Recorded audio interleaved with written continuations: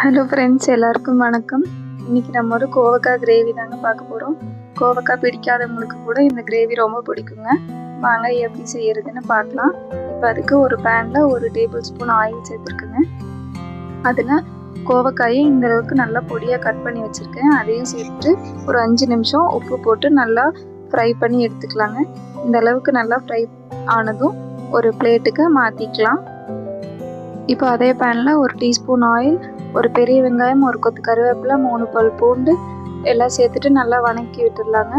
4 தக்காளி எடுத்து இந்த அளவுக்கு நல்லா நைஸாக அரைச்சி வச்சுருக்கேன், அதையும் சேர்த்துடலாம். இப்போ 1 டேபிள் ஸ்பூன் பொட்டுக்கல்லையே நல்லா நைஸாக அரைச்சி எடுத்துக்கலாம். இப்போ இந்த குழம்புக்கு தேவையான அளவு 1 டீஸ்பூன் குழம்பு மிளகாய்த்தூள், 1 டீஸ்பூன் தனி மிளகாய்த்தூள், ஒரு 1/4 டீஸ்பூன் கரம் மசாலா எல்லாம் சேர்த்துட்டு பச்சை வாசனை எல்லாம் போனதும் இப்போ நம்ம வதக்கி எடுத்து வச்சுருக்க கோவக்காயும் அதோடு சேர்த்துட்டு நல்லா கலந்து விட்டுடலாங்க.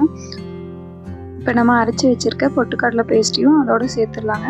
சேர்த்துட்டு இந்த கிரேவிக்கு தேவையான அளவுக்கு தண்ணி ஆட் பண்ணிவிட்டு மூடி போட்டு வச்சிடலாங்க. ஒரு 5 நிமிஷம் கழிச்சுட்டு இப்போ இந்த கிரேவிக்கு தேவையான அளவு உப்பு சேர்த்துட்டு மறுபடியும் மூடி போட்டு வச்சிடலாம். இந்த அளவுக்கு நல்லா எண்ணெய் பிரிஞ்சு வந்திருக்குங்க. இப்போ அவ்வளோதாங்க, கோவக்காய் கிரேவி ரெடி ஆயிடுச்சு. கண்டிப்பாக இதை ட்ரை பண்ணி பாருங்கள். செஞ்சு பார்த்துட்டு எப்படி இருந்ததுன்னு கமெண்ட் பண்ணுங்கள். உங்களுக்கு இந்த மாதிரி நிறைய ரெசிபிஸ் வேணும்னா மறக்காமல் என்னோடய சேனலை சப்ஸ்கிரைப் பண்ணிக்கோங்க. தேங்க்ஸ் ஃபார் வாட்சிங் ஃப்ரெண்ட்ஸ்.